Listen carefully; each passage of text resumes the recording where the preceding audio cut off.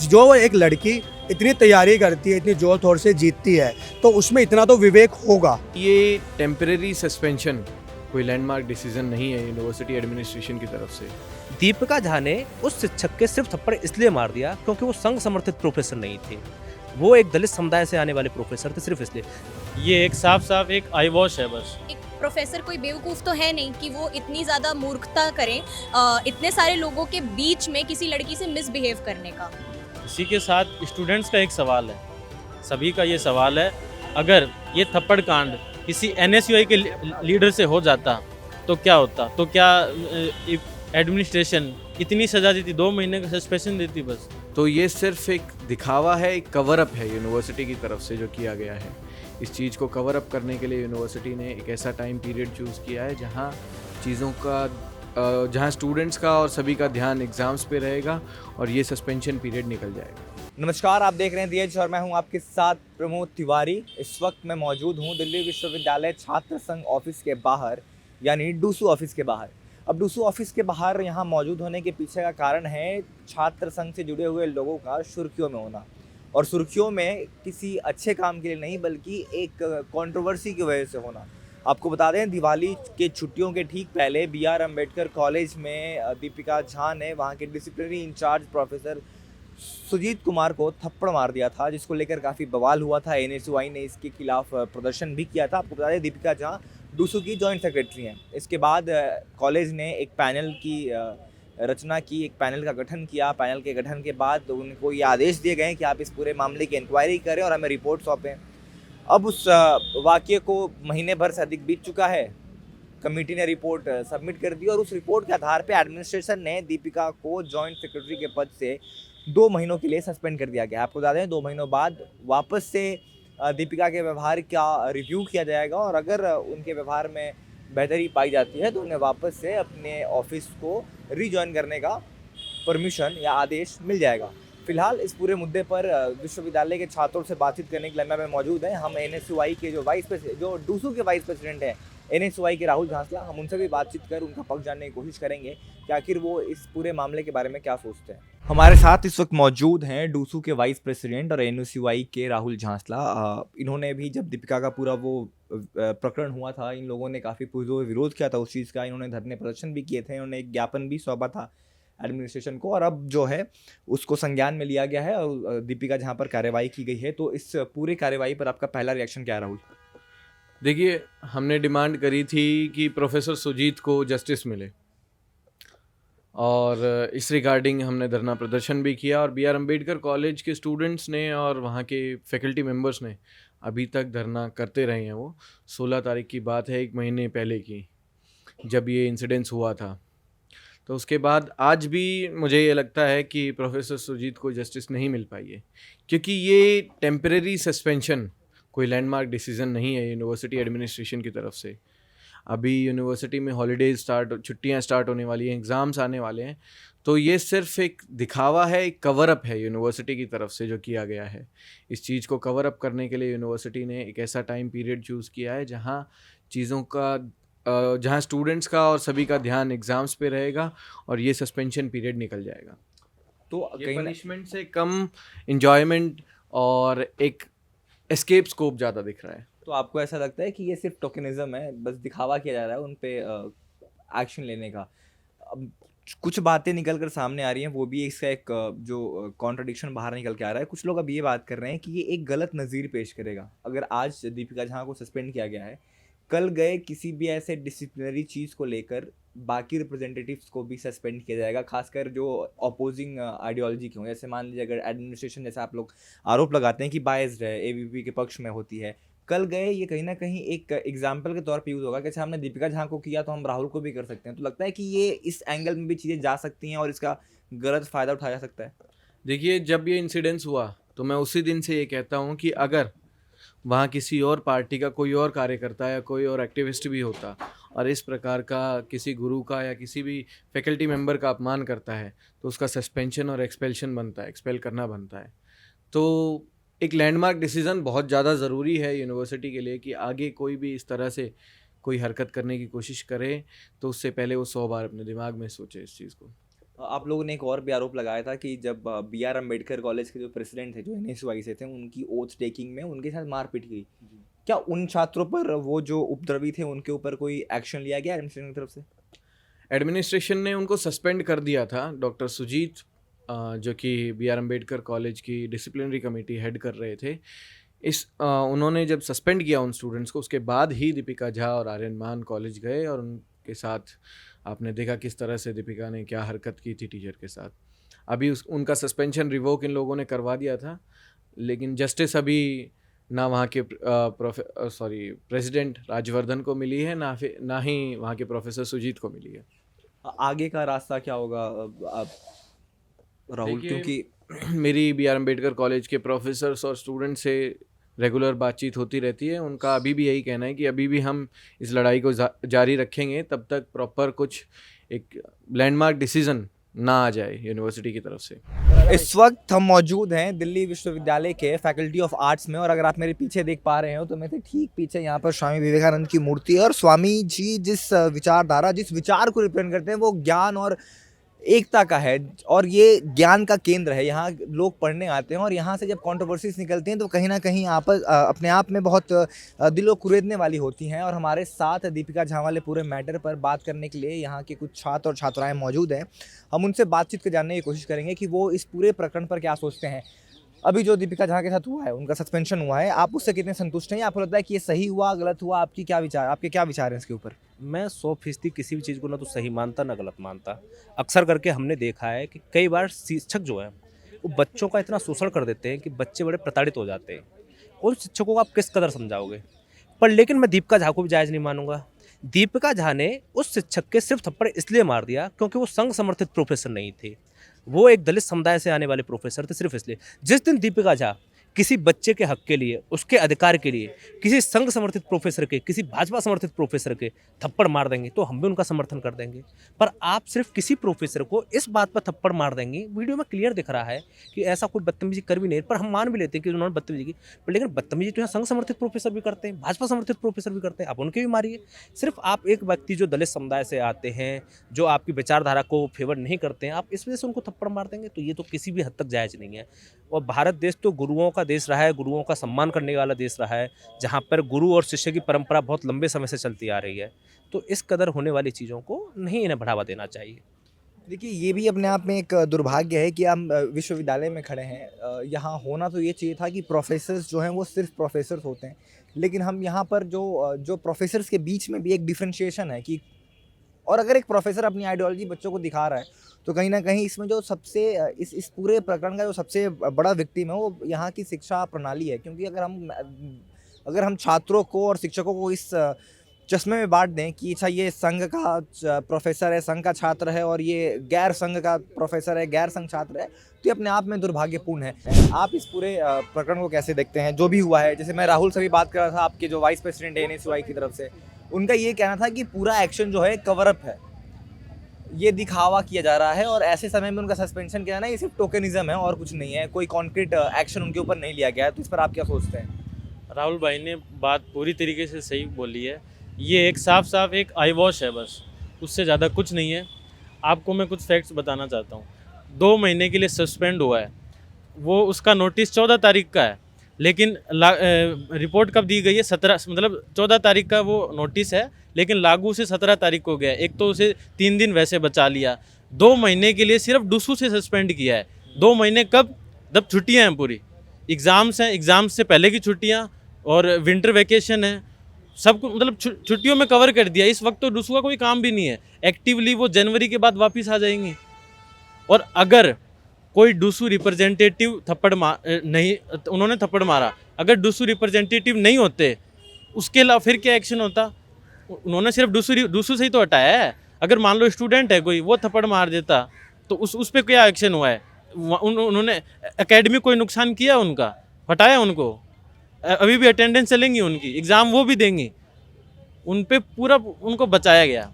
University ने दीपिका झा को बचा लिया, स्टूडेंट्स को सब कुछ आई वॉश कर दिया कि हमने 2 महीने का सस्पेंशन दे दिया।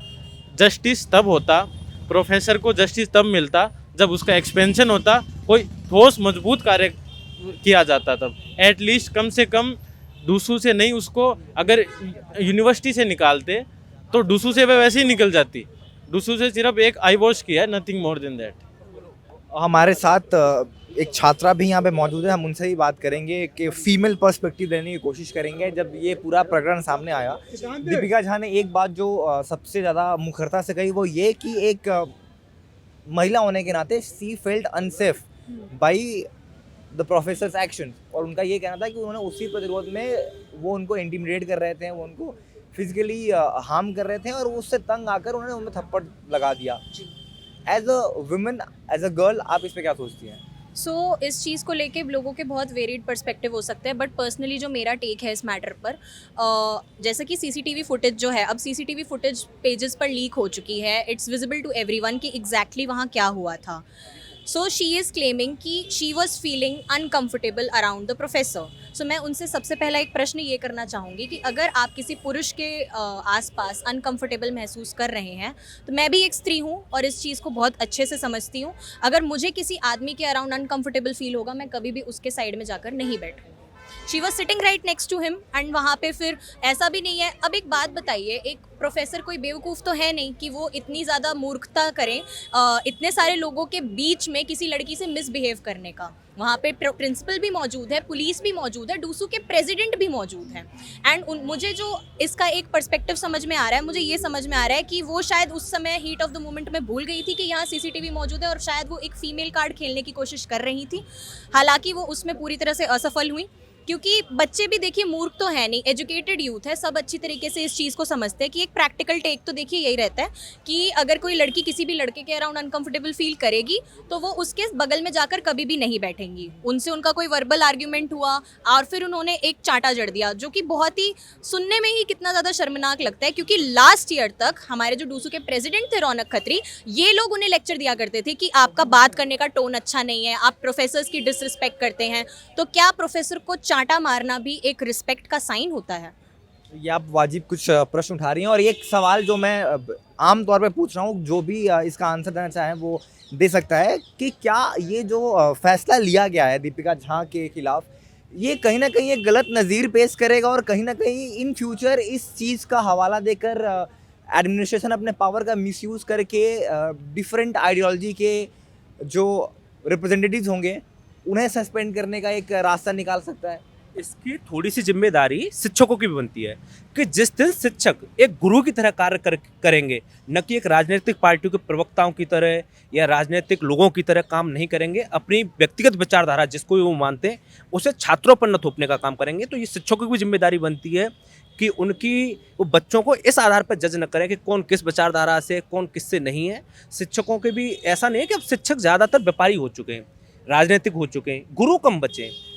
तो गुरु शिष्य वाली परंपरा का निर्वहन करने का पूरा जिम्मा सिर्फ छात्रों का नहीं है, कुछ गुरुओं का भी बनता है। ये दोनों तरफ से जब तक सामंजस्य समन्वय नहीं बैठेगा, तब तक ऐसी घटनाएं कभी शिष्यों के साथ अत्याचार की तो कभी गुरुओं के अनादर की आती रहेंगी। एक आखिरी सवाल आप सबसे है, ओपन क्वेश्चन है, जो भी इसका आंसर देना चाहे। छात्र राजनीति भारत के लोकतंत्र का एक अहम हिस्सा है, क्योंकि हम यहाँ से कहते भी हैं कि छात्र राजनीति से निकलकर उभरे हुए नेता कल के राष्ट्रीय पटल के बड़े नेता बनते हैं, और डीयू से तो खासकर कई बड़े नाम ऐसे निकले, चाहे वरुण जेटली का हो, चाहे वो अभी आपकी मौजूदा सीएम हो रेखा गुप्ता उनका हो, नुपुर शर्मा हो। ऐसे में कहीं ना कहीं आप लोगों को लगता है कि इस प्रकार की जब वीडियोस आते हैं कि प्रेसिडेंट कहीं जाके तोड़फोड़ कर रहा है या फिर किसी दूसरे प्रेसिडेंट में थप्पड़ मार दिया, इससे कहीं ना कहीं जो एक स्टूडेंट ऑर्गेनाइजेशन, स्टूडेंट यूनियन की जो डिग्निटी होती है, जो गरिमा होती है, उसको क्षति पहुँचती है? बिल्कुल, इस चीज़ को क्षति भी पहुंचती ही है, साथ ही साथ एक रॉन्ग एग्जाम्पल भी सेट होता है। लाइक लोगों का ना एक पर्सपेक्टिव बन जाता है कि जो स्टूडेंट पॉलिटिशियंस होते हैं या स्टूडेंट एक्टिविस्ट होते हैं जो आगे जाके इलेक्शन कंटेस्ट करने की सोच रहे हैं, वो सब इसी तरह के एक्शंस को प्रमोट करते हैं। कोई भी पॉजिटिविटी वाली बातें नहीं होती हैं, कोई भी स्टूडेंट वेलफेयर की बातें नहीं होती हैं। It's all just about controversies. लोगों के दिमाग में एक पर्सपेक्टिव बन जाता है कहीं ना कहीं।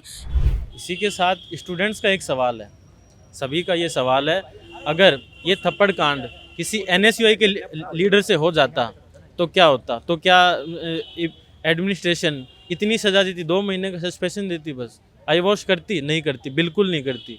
ये सभी को पता है, सभी स्टूडेंट्स को, टीचर्स को, सबको पता है। तो ये भेदभाव भी क्यों? आइडियोलॉजिकल भेदभाव, पार्टी से भी भेदभाव क्यों? स्टूडेंट तो स्टूडेंट है ना, स्टूडेंट लीडर, स्टूडेंट सभी स्टूडेंट्स का लीडर, आइडियोलॉजी बाद में। स्टूडेंट, टीचर्स, यूनिवर्सिटी पहले, और फिर भी एक ऐसा मतलब ऐसा भेदभाव करा जा रहा है। देखिए जी, ऐसी घटना की मैं कठोर शब्दों में कड़ी निंदा करता हूँ। ऐसी घटना जो है हमारे यूनिवर्सिटी के रिपुटेशन को बहुत नीचे ले जा रहा है। वो प्रोफेसर, उनके कैरियर, उनका सारा रिपुटेशन लगता है एकदम से नीचे आ गया है। वो बहुत गंदा पॉलिटिक्स वो कर रही है दीपिका झा।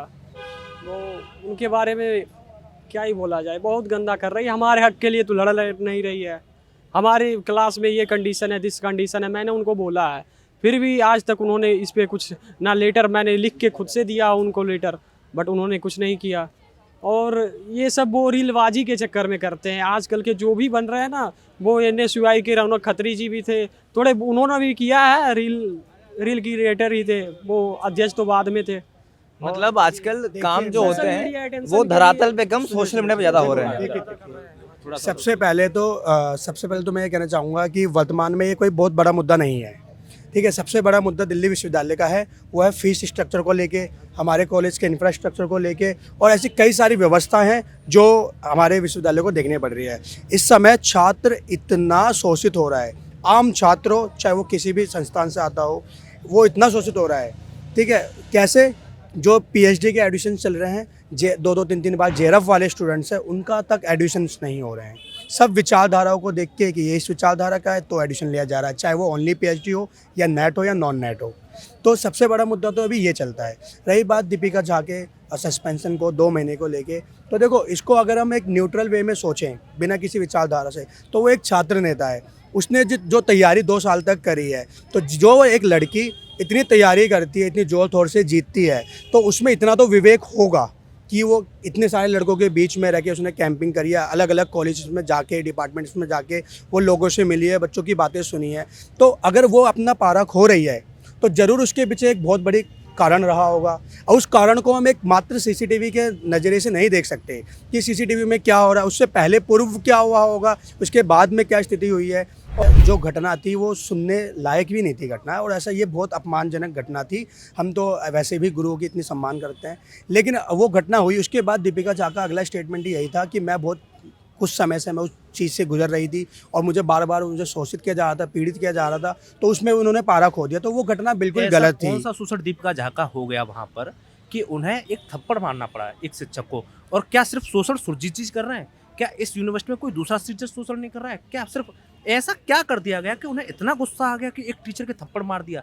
ये सोचने वाली बात है। इसका हम बचाव किसी भी हालत में नहीं कर सकते। जो गलत है वो गलत है। हालत ये देखिए कि एक वीडियो आने के बाद भी लोग उसको डिफेंड करना चाह रहे हैं एट एनी हाउ। देखिए डिफेंड नहीं कर सकते कि दीपिका झा ने जो भी किया है वो तो उसने हर हालत स्वयं में गलत एक्सेप्ट है। किया कि जो उसने किया वो गलत किया। वो एक्सेप्ट नहीं किया, वो तो उन्हें मजबूरी में जब उनका नहीं उनका एक्सेप्ट विरोध हुआ, किया, जब और उन्हें लोगों शाम को ही तब पोस्ट कहना आ पड़ा, गई थी, ये सारी चीजें हो गई माफी थी, कितनी ठीक है, और माफी कमेटी उसमें बनाई वो गई, बता रही कमेटी ने है, वो काफी समय एलिगेशंस तक लिया, लगा रही है। एक एक करके कमेटी ने काफी समय लिया, और 2 महीने का सस्पेंशन कमेटी ने जो किया वो जरूर कुछ चीज़ों को देखते किया होगा कि वो भी एक छात्र नेता है, वो भी बच्चों के कई मुद्दों को सॉल्व कर रही हैं। 100 में से 99 चीज़ उन्होंने ठीक करी है, एक चीज़ गलत करी है, तो उसके लिए 2 महीने शायद पर्याप्त हैं, ठीक है। ज़्यादा भी करते वो तो डिपार्टमेंट समाज और कमेटी कर दी, तो 2 महीने का सस्पेंशन वो उस चीज़ को लेकर उन्होंने ठीक कर दिया कि आने वाले समय में कोई भी एक युवक, कोई भी एक छात्र नेता, कोई भी एक विद्यार्थी सोचने से पहले काफ़ी बार सोचेगा कि एक डूसू पदाधिकारी के साथ 2 महीने का सस्पेंशन हो सकता है, तो हमारे साथ तो हम रेस्टिगेट भी हो सकते हैं परमानेंटली। तो वो एक अच्छी चीज़ दी गई है, वो उसका कोई वो नहीं है, और वो बिल्कुल ठीक है कि 2 महीने का सस्पेंशन हुआ है। लेकिन हमको और भी चीज़ों का देखना चाहिए कि अब जो वर्तमान में जो डूसू हमारी पदाधिकारी है, उसका साइकोलॉजिकल माइंड क्या चल रहा है, आने वाले टाइम पे अब वो जब घूमेगी तो लोग उसको किस तरीके से बोलेंगे, तो सारी चीज़ों को देखते हुए किया गया है। सब चीज़ें ज़रूरी हैं, और कहीं ना कहीं चीज़ें गलत थी, और जो भी कमेटी ने तय किया वो भी ठीक है, पर हमें एक पक्ष ना देख के, गलती को ना देखते हुए आगे की चीज़ें भी देखनी चाहिए। सर बहुत शुक्रिया हमसे बात करने के लिए। तो ये सुना आपने दिल्ली विश्वविद्यालय के छात्रों को, आपने डूसू के वाइस प्रेसिडेंट राहुल चांसला को भी सुना। सबने अपनी अपनी बातें रखी। कुछ लोगों का ये कहना था, कुछ लोगों के अधिकांश लोगों का ये कहना था कि दीपिका के खिलाफ जो ये कार्रवाई की गई है इस वक्त, ये सिर्फ एक टोकनिज्म है, दिखावा है, इससे सख्त कार्रवाई उनके ऊपर होनी चाहिए। तो हमें वैसे यहाँ पर कुछ ऐसे लोग भी मिले जिनका ये कहना था कि दीपिका जो काम कर रही हैं और जो उनसे गलती हुई उसके लिए 2 महीने का सस्पेंशन जो है वो पर्याप्त है। अब आप क्या सोचते हैं इस पूरे मुद्दे पर, या आप हमें कमेंट करके बताइएगा। हम DH की तरफ से हमेशा कोशिश करते हैं कि हम ग्राउंड पे जाके आप तक उस विषय से जुड़े हुए लोगों की बात आप तक पहुंचाएं, हर लोग की बात आप तक पहुंचाएं, हर पर्सपेक्टिव आप तक पहुंचाएं। अगर आपको हमारा काम अच्छा लगता हो तो हमारे वीडियो को लाइक करें, शेयर करें, सब्सक्राइब करें, क्योंकि आपके लाइक, शेयर और सब्सक्राइब से हमें ताकत मिलती है। फिलहाल इस रिपोर्ट में इतना ही। देश और दुनिया की तमाम बड़ी खबरों के लिए दी एज को देखना ना भूलें। फिलहाल इस रिपोर्ट में इतना ही। कैमरा पर्सन अभिषेक कोहली के साथ मैं प्रमोद तिवारी, दिल्ली विश्वविद्यालय दिल्ली, दी एज।